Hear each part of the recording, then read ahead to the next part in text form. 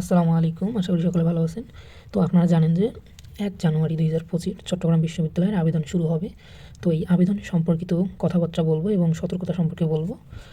তো চলুন ধাপে, ধাপে আমরা বলা শুরু করি যে অ্যাডমিশন ওয়েবসাইট অর্থাৎ এই ওয়েবসাইট থেকেই আপনারা আবেদন করতে পারবেন। ওয়েবসাইটে এর আপডেট পাবেন এবং বিস্তারিত সার্কুলার কালকেই প্রকাশ করা হবে। তো আপনারা যেসব সতর্কতা অবলম্বন করবেন সেগুলো যদি বলার চেষ্টা করি যে আপনারা আবেদনটা খুবই ধীরে সুস্থে এবং সময় নিয়ে ঠান্ডা মাথায় করবেন।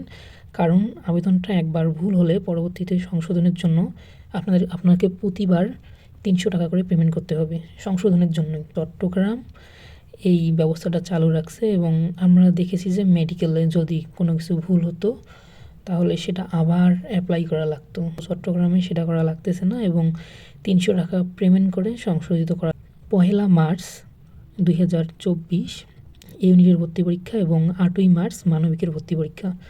তো আপনারা কেন্দ্র সিলেক্ট করবেন। কেন্দ্র ঢাকা, রাজশাহী এবং চট্টগ্রাম। কেন্দ্র সিলেক্টে একটু সতর্কতা অবলম্বন করবেন। আবেদন শুরু হওয়ার সাথে সাথেই আমি অ্যাপ্লাই করে আপনাদেরকে আপডেট দেখাবো।